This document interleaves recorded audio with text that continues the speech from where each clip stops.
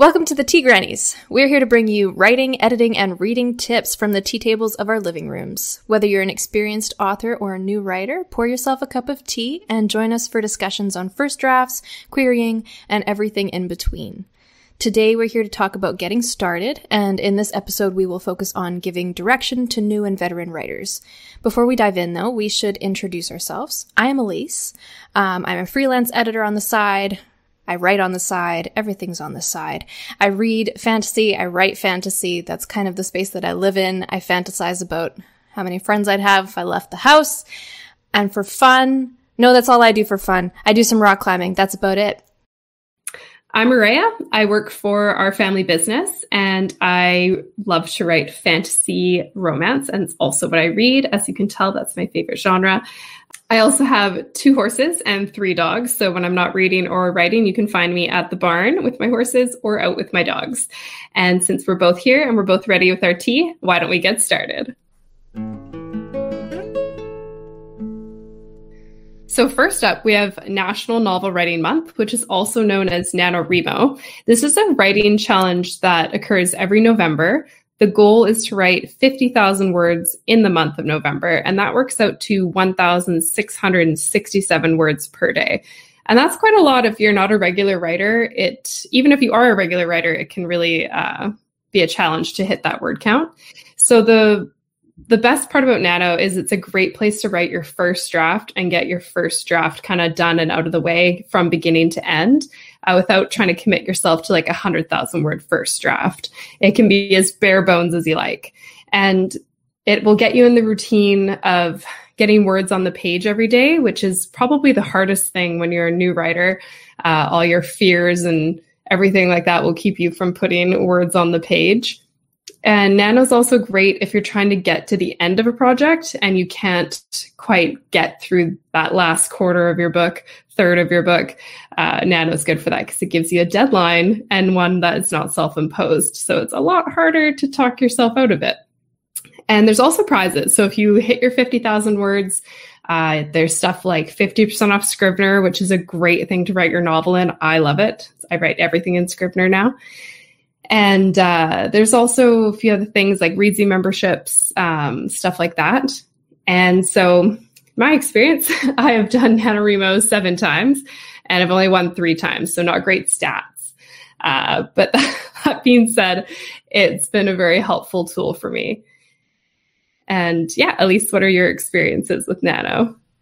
I have only done it 3 times. So, that's already like, I don't care if you haven't won it. You've done it 7 times. I've done Nano 3 times and won it 3 times, but probably because I only started doing it after we did the writer's studio together and I had all that kind of writerly motivation behind me. So I was successful. But each experience has been hugely dependent on first what project I'm working on and then what else is going on in my life. And I think I tend to be the person who I'm at the 3/4 mark of my novel and I need that Nano to finish it because I always get stuck and I get convinced that I'm terrible at endings and they'll never succeed and they're always awful and I have to write them 10 times before they get good. So I need that little deadline right there at the end to get it all out there. Whereas like for beginning, I can sit down and write 20K at the beginning of a novel whenever I want. That's the most fun for me. Like that's my favorite part. So yeah, I like it for the ending. Yeah, it's helped me really learn how many words I can write in a day. I think it's because of Nano that I actually know that because we've done our sprints and we'll write together and we'll keep track of how long it takes us to write different words.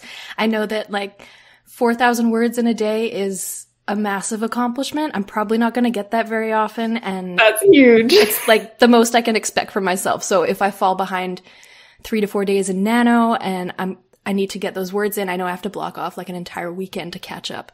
So Nano's really at its best when you're consistently hitting those word counts and you're keeping on track all the way through because catching up is really hard and you want to write every single day. Yeah.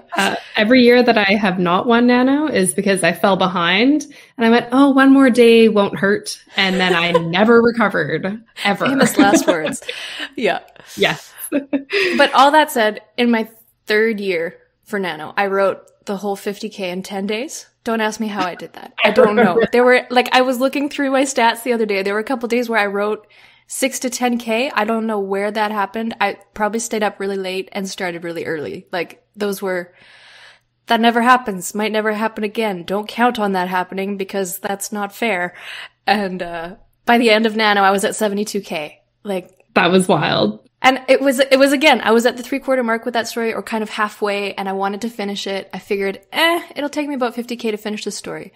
72K later, I did finish, but that was a lot more than I bargained for. So, yeah. Yeah, you don't have to feel bad if you get to the end of Nano and you've written like 50,001 words, because I won one year doing that. I was sitting at my desk and I had like 300 words to the end, and I was like, I'm never going to make it, but it's the last day of Nano, and like, I'd be so mad if I don't just like push out 301 words, like I'm going to win. And I did, but even, it's funny, like that close to the finish line, how hard it still was. Yeah. And like 50K on its own is a massive accomplishment. Like 40K or 30K. Those are all massive accomplishments. You don't really have to be attached to the 50. That's just what it's all about and how they market it. But if you've done 20 or 30 or 40, you've done amazing, okay? You can rest confidently. Yeah, not everyone can put out that many words a day. Like, yeah, it's not normal, Elise. Okay. All right. I know mine is a little less like that. I was always struggling to get to the 1,667 words. And then I think it was last year I had no problem, like just writing like mad. So it really depends on the project. Yeah, for sure. And what's going on in my life. Same thing. The other thing is when NaNoWriMo kind of comes around, I kind of plan my whole life around it. I'm like, it's November, like no extras, like no extra social stuff. Like, oh no. And then, like making sure dinners are a little more organized, have more time, or getting up a little earlier so I can do a writing sprint, like whatever it looks like for you to make time. That's one of the benefits of it, because you feel like you have to. And I think for a lot of us to get in the habit of writing every day, you need that push to get going. And then once you're doing it, it's easy. If you miss a day writing, you're like, oh man, I feel crappy. I didn't write today. Whereas in the beginning, you're like, oh, I wrote 100 words this month.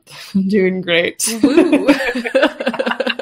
So yeah, after Nano, like what I've learned for sure is like, don't skip a day if you can help it. Yeah. If you fall behind by like 1,000 words, 2,000 words, you can usually make it up. But if you get like 10K behind, Godspeed. I don't know what else to say. Unless you're really loving your draft. Yeah. Yes. Yeah, exactly. In which case you probably wouldn't be that far behind at the first place. Exactly. But it does happen. But yeah, the other thing is like having an accountability buddy. Like there's forums on Nano, so you can make a friend if you don't have a writing friend yet, or you can just use someone else in your life. Like I tell my husband, and one year I was determined to win. I think I'd lost the year before, and then I get a little obsessed with like winning after that. And so we have this little half wall in our house, and I would sit in my recliner, and he was sitting downstairs, but we could talk to each other. And he had the Halloween candy, and every time I hit 500 words, he would throw me up a Halloween candy.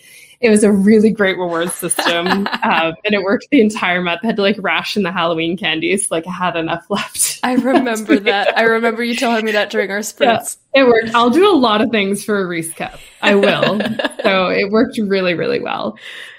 So there's also Camp NaNoWriMo, which runs in April and July. It's not quite as popular as the November NaNoWriMo. That one's marketed more and is a little more high pressure, a little more prizes and that kind of thing. And it's been around a lot longer. But Camp Nano is also great. You can set your own word count, and it's a little less pressure in that way. So, if you've got 10,000 words left on your draft and you just need a little support, you can join in for April or July and go crazy. And they also put you into cabins with other writers so you can get some support, little writing buddy, writing community feel. I haven't had a lot of success with Camp Nano. Part of it is scheduling. I have a lot more like work commitments and horseback riding commitments in the summer and the spring. So it doesn't really allow for me to have that kind of time to block off like I can in November, which is also my birthday month. So I highly prioritize November. It's a fun month. It's like Nano, it's my birthday. All the good things. Let's do it. All the good things. Yeah. Exactly. Yeah. I'm actually doing Camp Nano right now. And I shouldn't be because I have too many things to do as it is, as you know, but I'm a complete idiot, and here we are. I was invited to do it with a group of writers that I know, so we're all in a virtual cabin together. And I set myself a goal of 20,000 words because we've covered this. I'm an idiot, and that is where we're at. So as of today, I am 600 words behind. I have been, you're almost I'm caught almost up. there. Mm-hmm. I'm almost there. I have been at least 1,000 words behind since the very beginning. Like I didn't start for several days, so that was several thousand words. And then I started catching up, and then a couple days ago I was like, oh, I'm 1,000 behind. I can do this. And then, stuff happened, and then I checked again. I was like, oh, now I'm 2,000 words behind. I thought I was catching up. Okay. So I sat down this morning to do it, and, it was a struggle. It was a struggle. It was such a struggle, but we're there, and I'm checking in with you, so that's helping me. But yeah, I desperately want to finish this draft, and that is what is keeping me going. It's good motivation where you just want to get to the end. Yes. Almost there. I can taste it. Yeah, and it's amazing how helpful it is to have other writers around you to get you to keep going. Which is what brings us to the Creative Academy, because this is like my favorite place to be as a writer. This is, I call it my writing home. It's a wonderful little community. Probably not little. It's probably a lot bigger than I think it is. Founded by Eileen Cook, Crystal Hunt, and Donna Barker. So these women are mentors on everything from craft to business. And they put the Creative Academy together online as this massive, massive hub of learning and belonging for like-minded people. So writers of all genres, all categories. There's some audiobook narrators on there. There's editors on there. Like, it's just this massive, massive place to just be and to learn and to encourage each other. Like, it's fantastic. So they host interviews and workshops pretty much every week or so and post them on YouTube and in different places. And it's free to join, but there is like a pay what you can option for those of you who can afford it to help keep the platform alive. But, yeah, this is one of my favorites. Eileen is also a mentor for the Writer's Studio, which we'll talk about later. Yes, we will get to that. But yeah, for the Creative Academy, I get the most use actually out of the chat function, weirdly enough, because we meet there for our sprints and our little chats. And that's what gets me writing every day, which is pretty awesome. So if you don't have an accountability buddy, you can find one there. They also have daily writing sprints, and they have different time slots too. So, if you live in a different time zone, then you're not going to miss out. They have a couple different ones, like 2 or 3 a day, I think now. It's gotten quite popular, and you can check in with your word count, and everyone's there with like a little chat function, and it's pretty awesome, actually.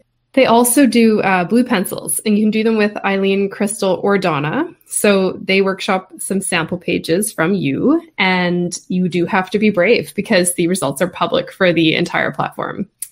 But it's a great place to get a taste for workshopping, which is something else we're going to talk about coming up. So also a great place if you're looking for members of a workshop group, or you want to join one, you want to create one on your own.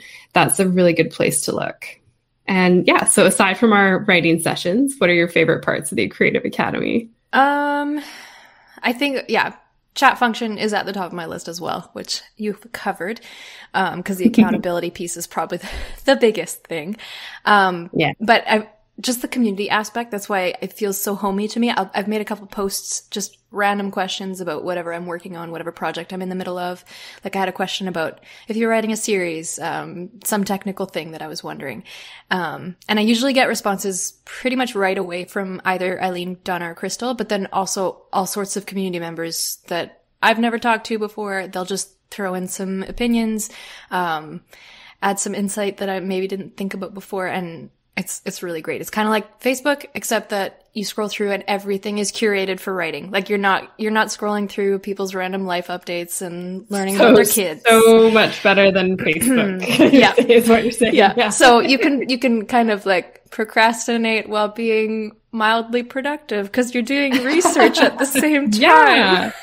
Well, there's lots of stuff to dive into. Like if you've really been a solo writer so far, there's so much that you can continue to do on your own in the Creative Academy, where you'll learn and find a bit of that community feel, which is, I think, the nicest thing about it. Yeah. And I found a lot of really good learning material in the indie publishing area. They have a whole bunch of resources for that. So as I just started diving into this process of self-publishing some of my own stuff, I feel like I can find everything I need to know in that hub and just work my way through it and read up on things. And it's just really encouraging to know I have a place to go where I can look for answers to all of my many questions.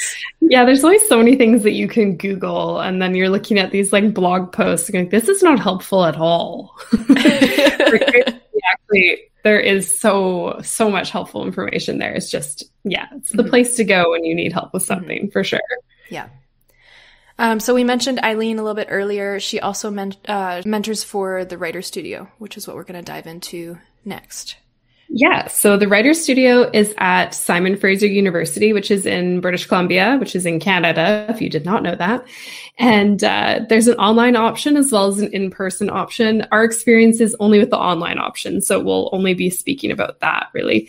So you do have to apply, you send in a sample and an application. Once you're accepted, they put you into 4 different groups. There's nonfiction, fiction, speculative young adult, and poetry. And we were in the Spec YA group for your reference. And they do cover some broader topics like world building and character development. And once you're in your workshop group, so you do that with the genre group that you've been separated into. I think there was 7 of us, maybe 8 of us. They're not terribly large, but that's enough people. Trust us. Yeah.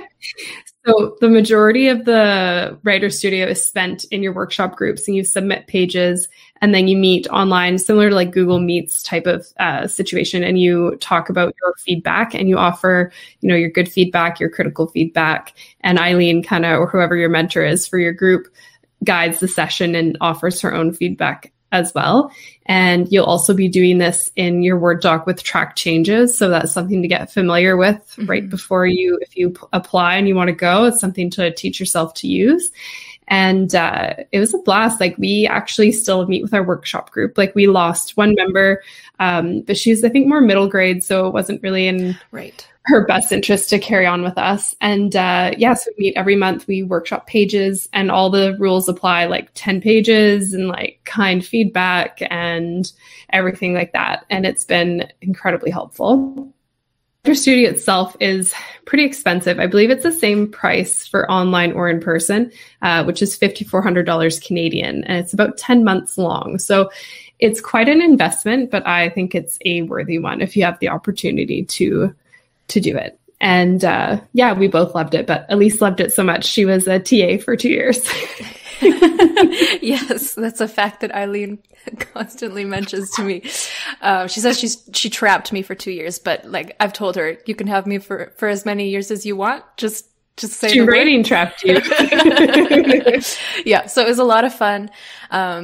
She invited me to act as her TA, so I did some admin type stuff for the group, and then I also just kind of participated in the feedback, in reading everyone's pieces each week and providing feedback in the workshop groups. And I met so many fascinating people, so many amazing writers through that process. Like it's just so much fun. It's so community building. Mostly me though, right? Well, obviously. We talk on a daily basis, and then I catch up with everyone else when I have time. But so I'm still in touch with a bunch of them, but you're the best. That's fine. Yeah. You're going to meet your writing best friend in the Writer Studio. That's what we're getting at. They don't put that in the class notes, but it's going to happen. Good. It's a good sales pitch. Yeah, I think for me, my biggest takeaway from the Writer Studio, aside from our writing buddy friendship, was the workshop groups. I had never even really received feedback on my work, partly because I was terrified for anyone to read it. I was terrified they would say it was terrible, it's awful, you suck, you should never write. Pretty much all the things that run through your head as a writer on like a daily basis.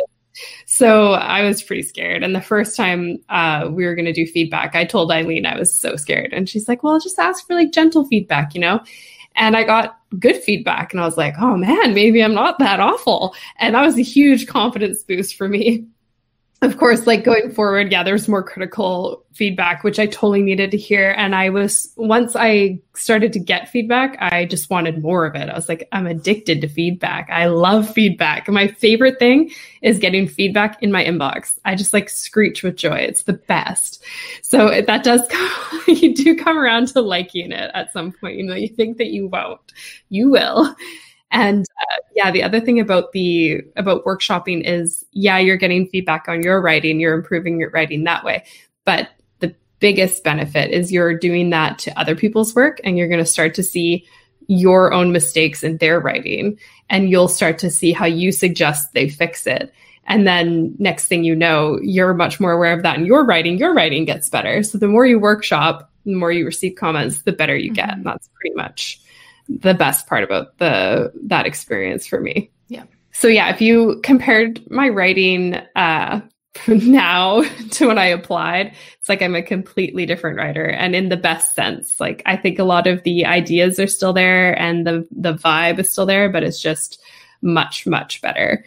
But yeah, if the Writer's Studio isn't an option for you, there are other online courses out there. Yeah. So I've taken a few creative writing courses through a different university, and it depends what you're going for. It depends what you're looking for.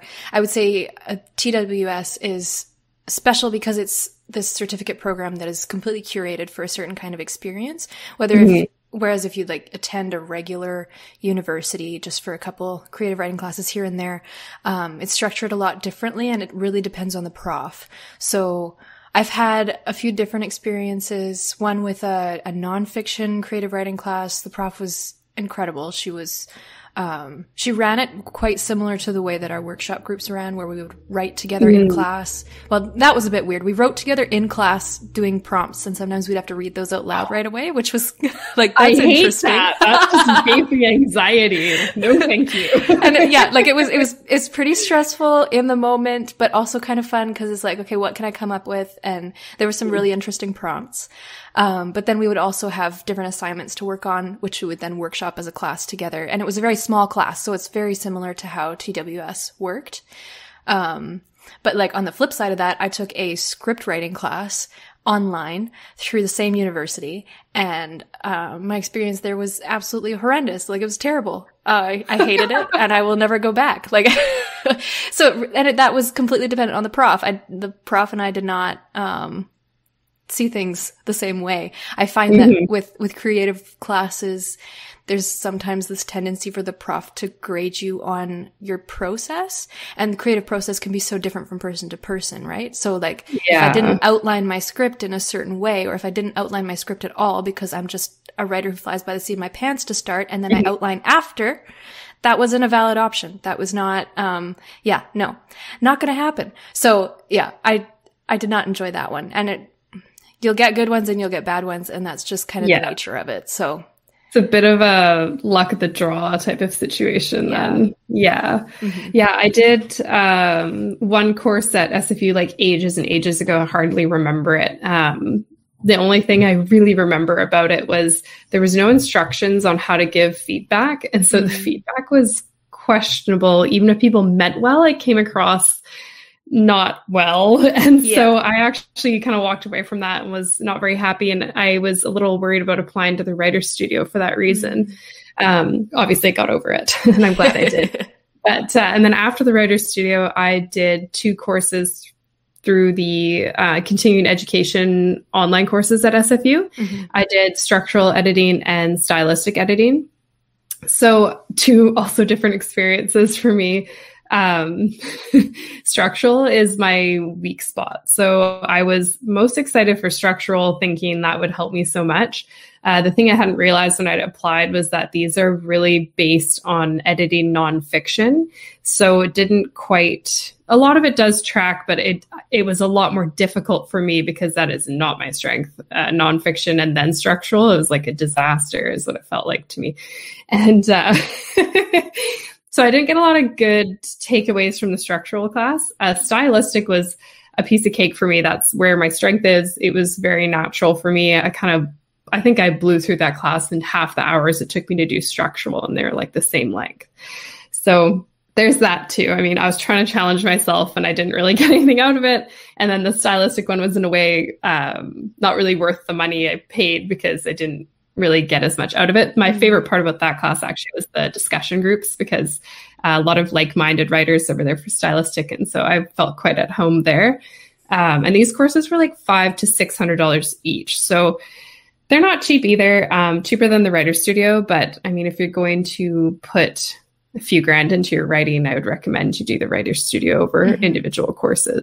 Yeah. And the courses that you took were part of their SFU's continuing studies editing program, which I'm also in that right now. And like, I can see the draw for some writers to want to take it to better their own editing, and that could serve you. That could work well. But it's definitely more for people trying to get into editing as a profession, as a career. I have a freelance editor on the side, so I'm finding the courses very helpful. I'm taking structural and stylistic in the summer. Right now I'm doing copy editing, which is, that's a lot of work, but it's good. I'm learning so much all the time. It's just like, it's hard, and I'm a little bit terrified, and imposter syndrome is setting in, and it's all good stuff. Oh, that pesky imposter syndrome, I tell you. It's going to be so much worse when I take the grammar course next month. I am terrified. I've heard such terrifying things about the grammar course. Like, people are like, be prepared. It's the hardest thing ever. And I was going to take it. And then I was like, maybe I'll wait for at least to take it first. Honestly, though, it's probably better for you to, it's probably better for you to wait for me to do it first. That's not such a bad plan. Exactly. Only one of us has to spend the money to find out how it really is. Exactly. But I know it'll be a beneficial course for me in my editing stuff, and then I can tell you if it'll be beneficial to you in your writing stuff, which I assume probably not. Like, you can always improve on your grammar, but when you're a writer, you write and then you give it to an editor because you miss a bunch of stuff anyway. So, you don't really need to pressure yourself. I send my work to you to be edited, so maybe as long as you take it, I'm still going to benefit, right? Exactly. So you don't even have to take the class. You just say, okay, at least take the class because it'll benefit me in the long run. That's 100% why I'm doing this. Absolutely. Just for me. Yeah, exactly. Glad that's out in the open. Now, okay, we're going to move on. We're going to move on to one of our favorite experiences, which is conferences. So there are many conferences all over the place. If you ask someone who's a writer who has been to them, if you ask them, oh, what are some good conferences? Where are some good workshops? It's just, every person's going to give you a different one. So don't do that too much because you'll get overwhelmed. A bunch of them have adapted since COVID with different online options. And for this section, we will be talking strictly about our personal experiences with a local conference, local to us in the Vancouver area, the Surrey International Writers Conference, which is incredible. We did their online option last year and it was fantastic. We did their in-person the year before. So yeah, we have a lot of good things to say and think about this process. So I've been to the Surrey Conference twice, once online, once in person. And I've also been to Creative Inc., which is a smaller conference in Burnaby. I preferred the Surrey Conference. It's a lot more intense. There's more agents, there's more panels, and they do something fun called Surrey Idol, which I will talk about in a moment. And the in-person one was a total blast. It was just, the one thing you have to be prepared for is it's quite a long day. Long days. There's usually about 3 days. And we were taking notes the entire time, paying attention the entire time. And by the time we drove home on Sunday, we were both completely done.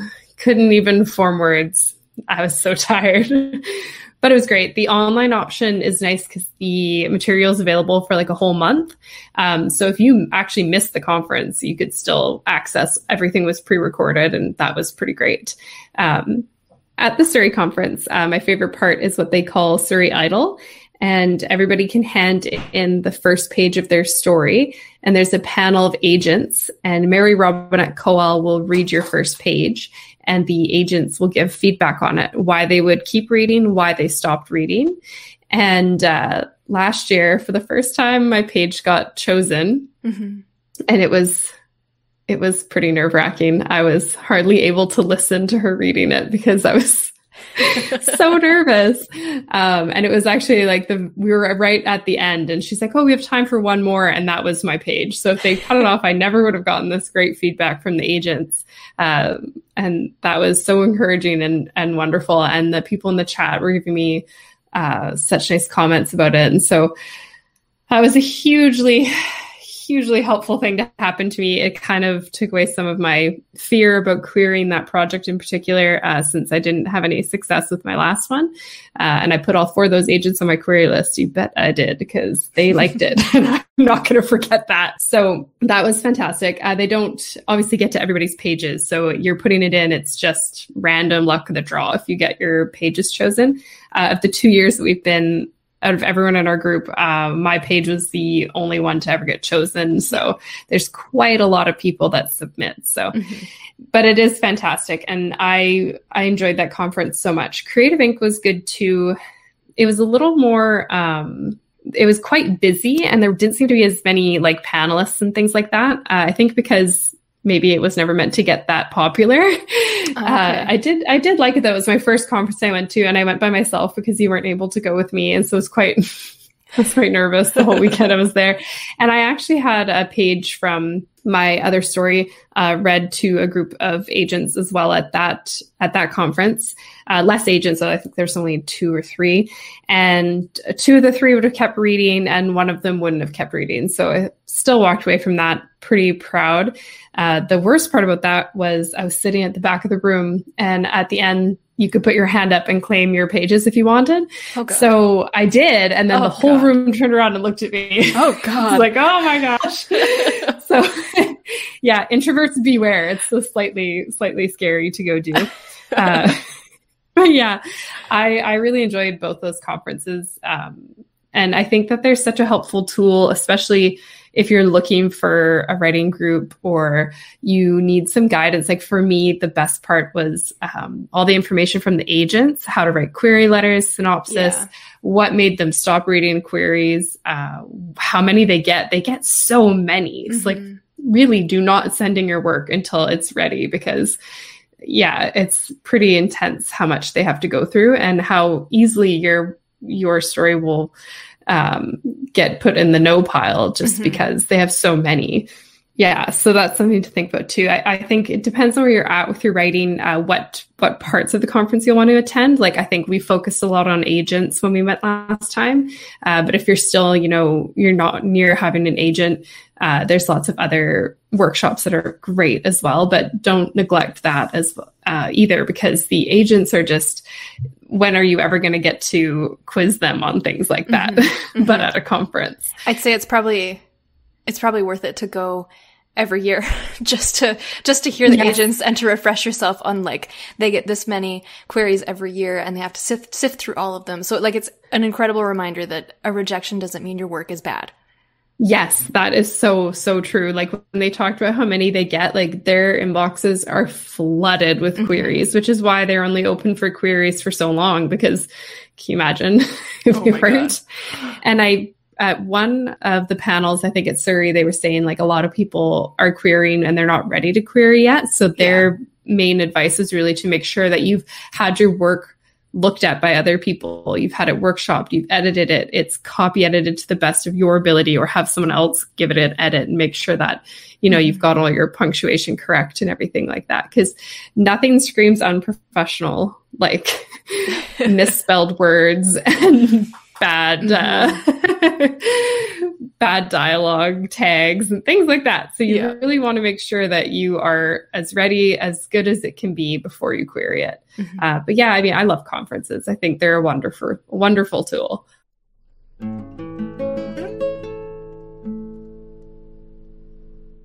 We've talked about a whole bunch of different things. That's a whole lot of information to sift through. So if you want to look into any of the different pieces that we talked about today, we're going to leave links to each item in the show notes. But as a quick recap here at the end, NaNoWriMo, National Novel Writing Month, it's a huge community boost, and is great for getting your word counts to skyrocket. The Creative Academy is the perfect place to find a writing buddy or a group of buddies who will spur you on and celebrate with you and work you through the hard stuff. The Writer's Studio or the Writer's Studio Online is amazing for writers who want to get serious and take their craft to the next level. That's through Simon Fraser University. And then writing conferences are for all of the above, since you can't get anywhere in this world without networking. And what better way to network than with a bunch of nerds who are nerdier than you? And that's the tea on getting started. All links will be in the show notes, like Elise said, and you can reach us anytime at theteagrannies@gmail.com. Please rate and review us wherever you get your podcasts. It's time to put the kettle on. We'll see you again in 2 weeks for our episode on first drafts. Happy writing.